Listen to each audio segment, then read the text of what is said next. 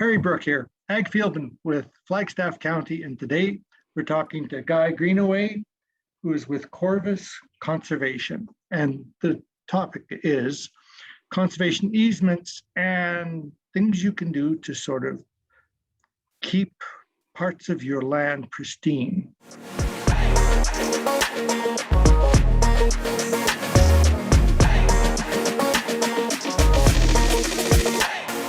You're listening to the official podcast of Flagstaff County. So, Guy, first off, what is a conservation easement? Okay, good place to start.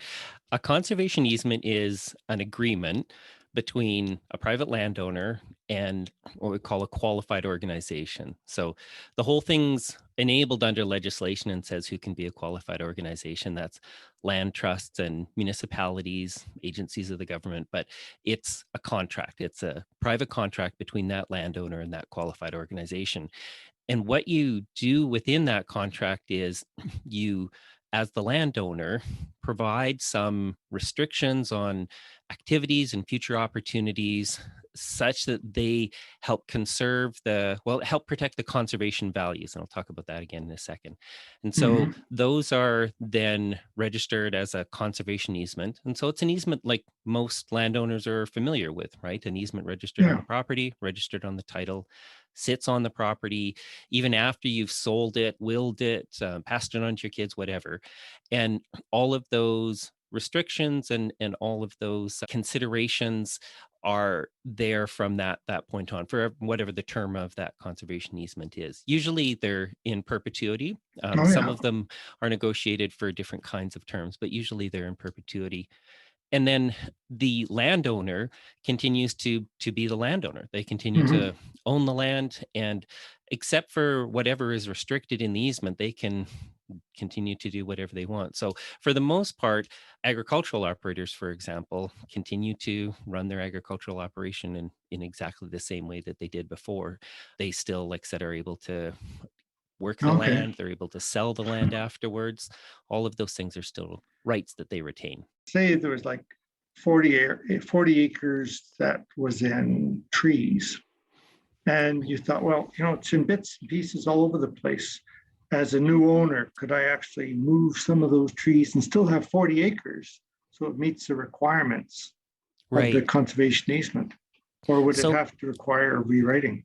The answer there is it depends. A couple of things here. So first of all, I think you have to, before you start talking about what you would do to change the easement, you should be thinking about why you did it in the first place. So these agreements are voluntary, right? Nobody has to get involved in a conservation easement if they don't want to. So what it really goes down to is what that landowner's goals are, like a whole bunch of goals. Their agricultural productivity goals, their family goals. They might have goals around the community and just agricultural heritage in the area, ecological conservation goals. It's a whole basket. So first thing, if a landowner is interested in doing a conservation easement, they should first of all check out the organizations that they could work with, because each one is slightly different, and they're going to have slightly different purposes, slightly different goals, slightly different conservation easement templates. And that's where you start. You start with the template easement, but again, every single one is going to be different. So you can negotiate that in a different way. But it starts off by listing what are the conservation values. So what are the things that you're trying to conserve with this conservation easement?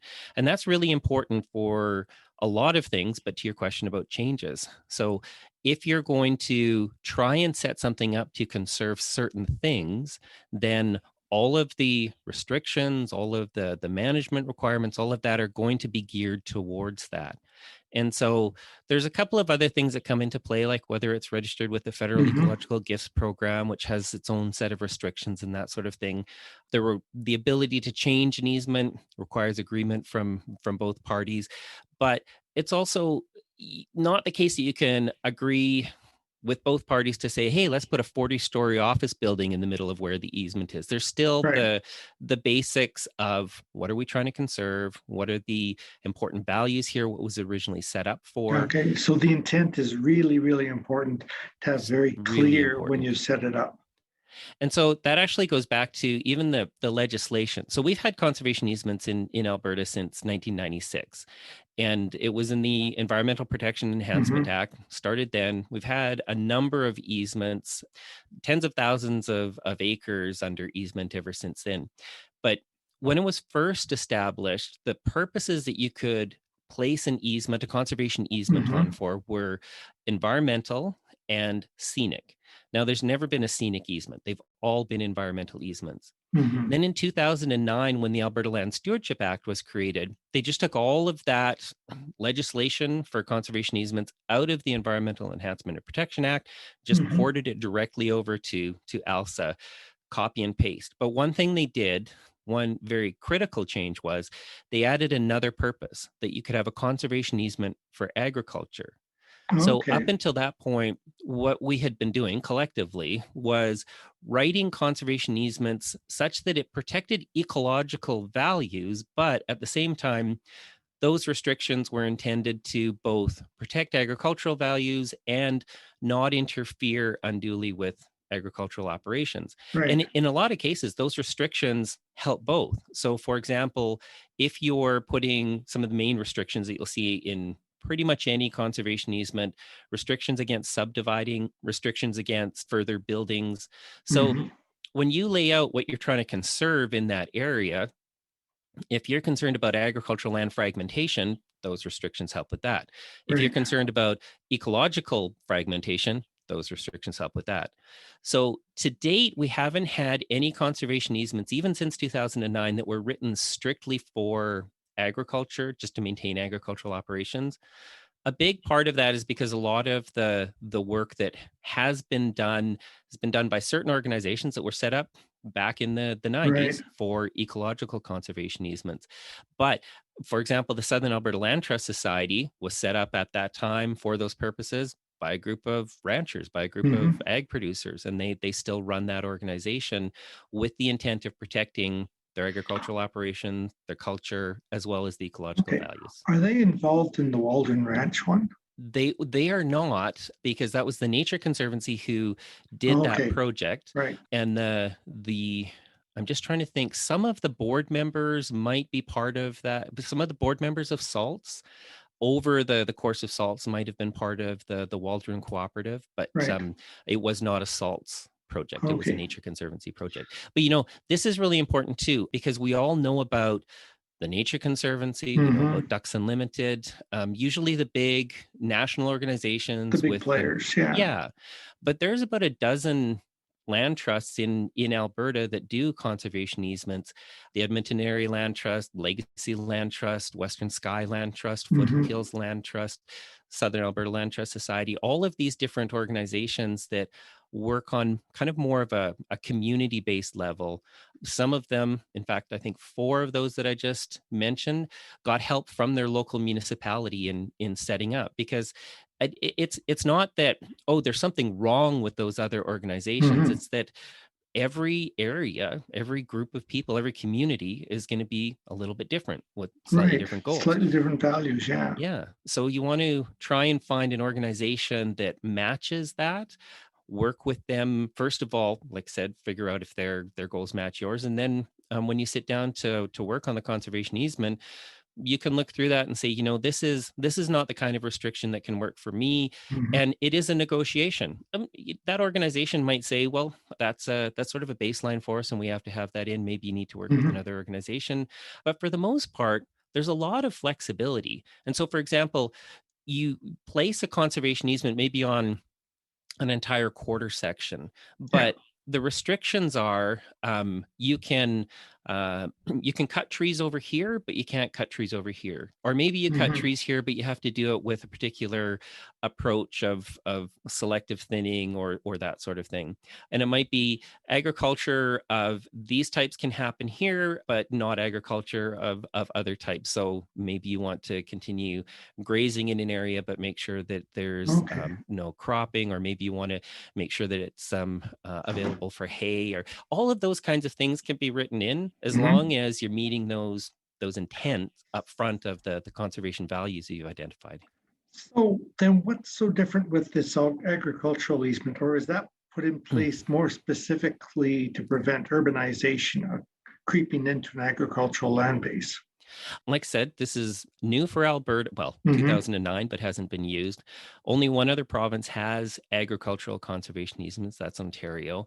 Really, where we see the most conservation easements for agriculture activity is in the US. And yeah, Mhm. it's very much that. It's areas expanding and developing into, so urbanizing areas, expanding and developing into Mhm. agricultural areas. But, sometimes it's forestry operations expanding into agriculture areas, or Oh, sometimes yeah. it's industrial operations.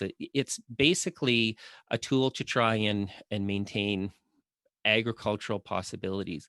And a lot of the time, like I said, you can write a conservation easement for multiple purposes. Yeah.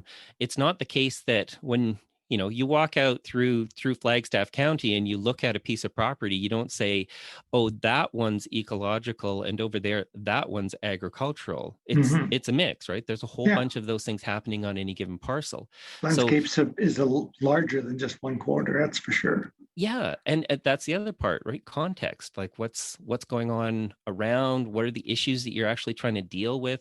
Again, one county's dealing with a certain set of issues, another county similar ones, but maybe some different ones.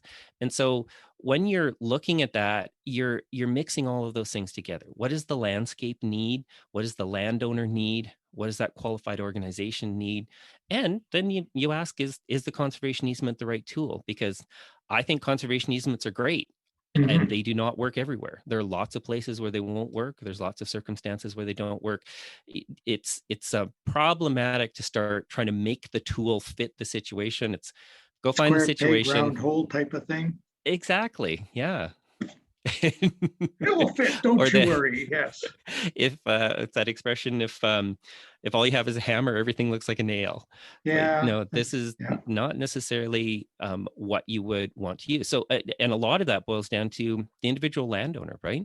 You might have Mhm. two very similar parcels, but one landowner, um maybe they're very concerned about passing on the land to their kids. They're worried Mhm. about agriculture in the area. They have longstanding commitment to agriculture heritage. They want to see that happen.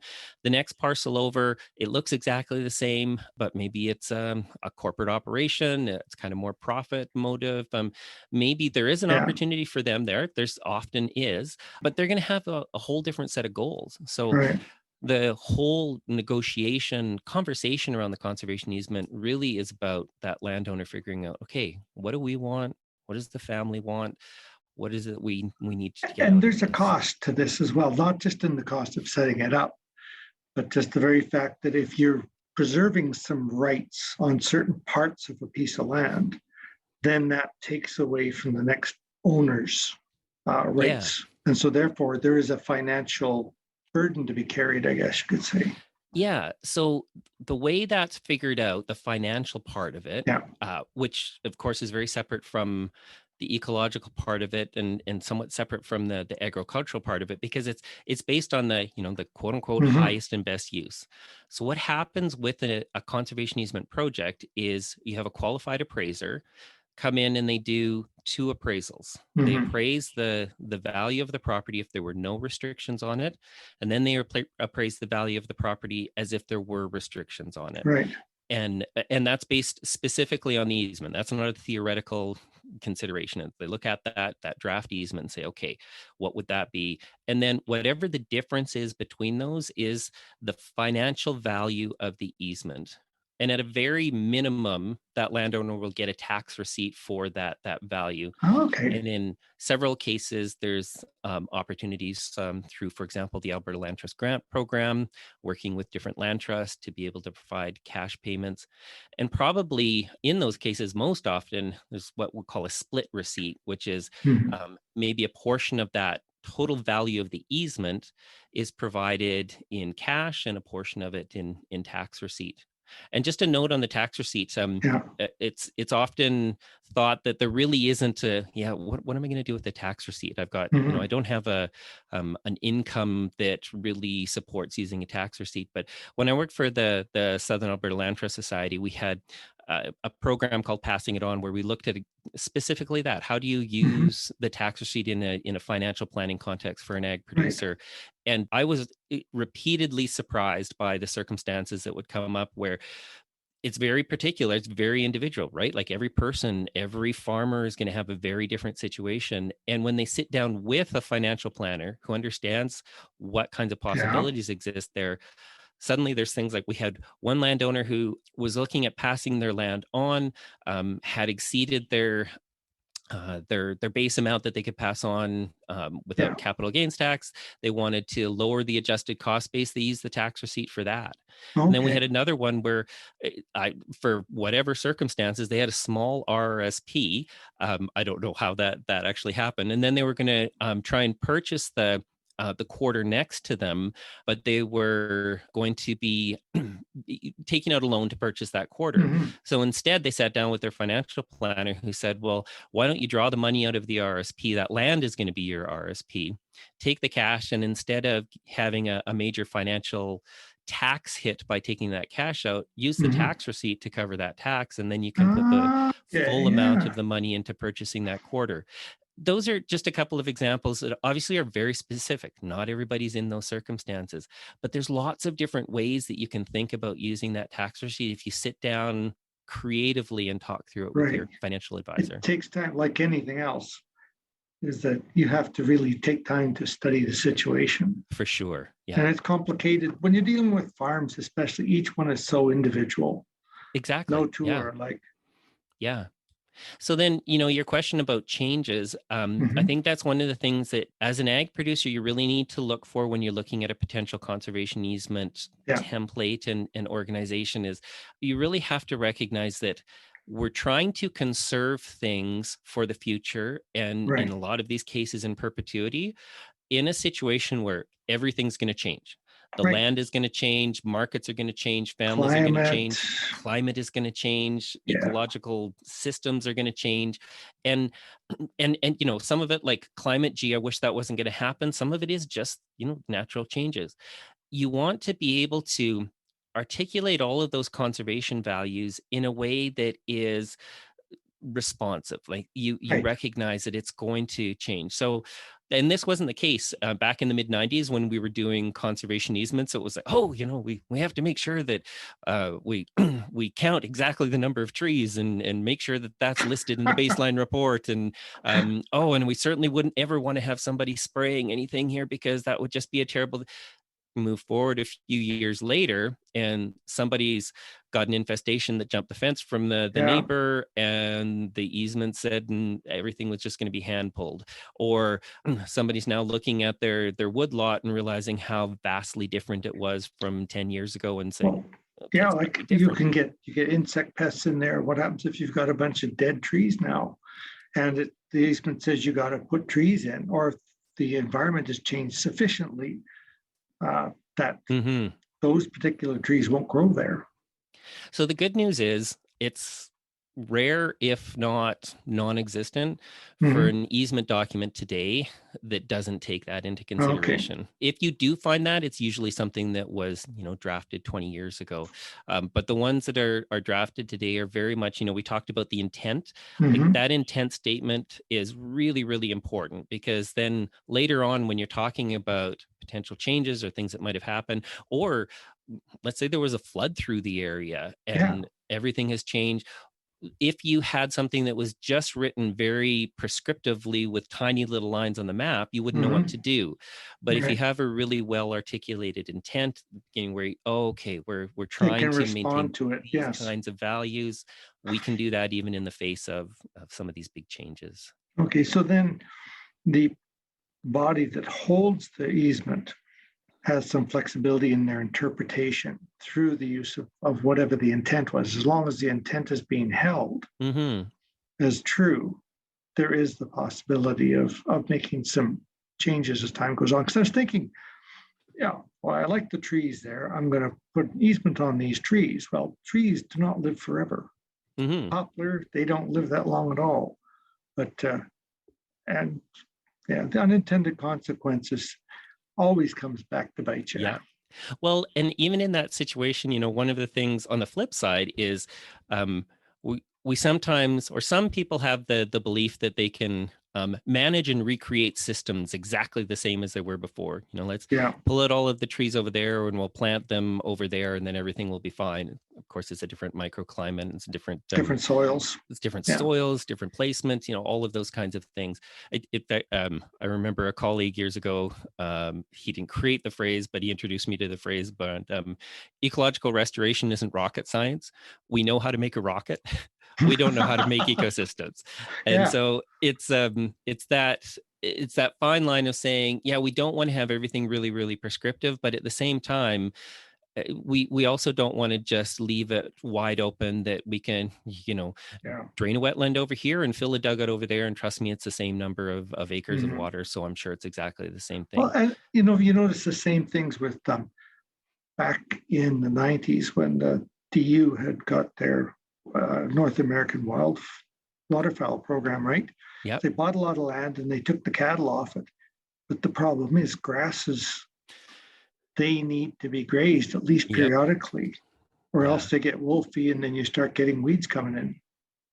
So that's another reason why it's important to really sit down and talk with the land trust or the municipality, whoever's going to hold the easement, and make sure they understand those things. So again, go back 20 some years, and some of the you mentioned Ducks Unlimited and Nature Conservancy. Some of the challenges that the local staff here were facing was offices in other provinces were saying, oh, well, you need to have just trees and get rid of all of the grass, because that's what we see when we look out our window.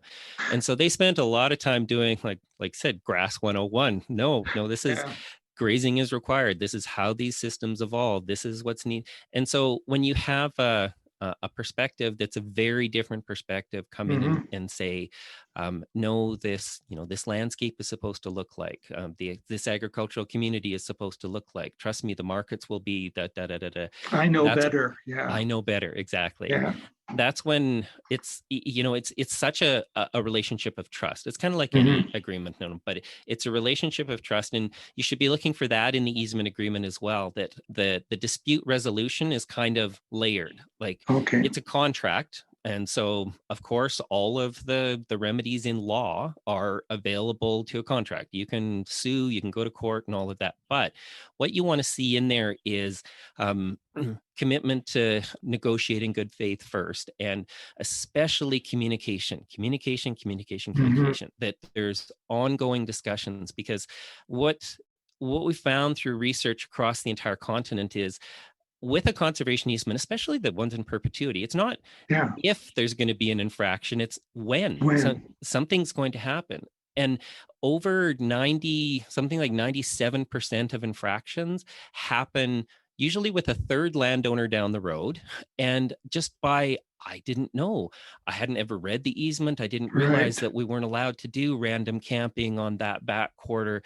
And so that land trust, that qualified organization, can thunder in there and land like a ton of bricks and say, the agreement says, and then, or if you've just been in conversation with them on an ongoing basis, you say, no, that's not something we're allowed to do. And then, you fix it with a conversation and a coffee, not with a lawsuit. You use information, you inform. Yeah. And that has to be on an ongoing basis, right? You can't just have that conversation once and then, show up 10 years later with a lawyer when something went wrong. It's going to be interesting to see what happens down the road, as we get these easements moving from, 10 or 20 or even 30 years old. What happens when they're 100 years since the date? So the nice thing for us in Canada is we get to look across the border, and that's exactly where the States is. Like their first easements were about 140 years ago. We can we learn a lot from, like I was talking about, the drafting of the easements, where it was all very specific and very particular. And about the same time, the US was starting their transition to say, you know what, that makes it really brittle easement. Like it's going to break, and Yeah. and you can't hold it up in court and say, oh yes, if I guarantee that if there is a fence of this type, then these species will thrive, and if the fence is of that type, then these species won't thrive. So it was all sort of collapsing a little bit in court. Yeah. And so that's when they started backing up and saying, it's really like, we do those baseline reports and we do the monitoring on an annual basis against those baseline reports, not to see whether or not that blade of grass has shifted to the left by an inch, but to see, like, overall, are those conservation values being affected? Yeah. And it kind of brought everything up to a higher level of conservation, frankly, and a higher level of practice. So we're in a much better situation than we were those 20 years You ago. could even say a higher level of sustainability too. Exactly. Definitely. Yeah, because you got to be flexible. Mm-hmm. Oh, Yeah. yeah. That's the key, flexibility. Any other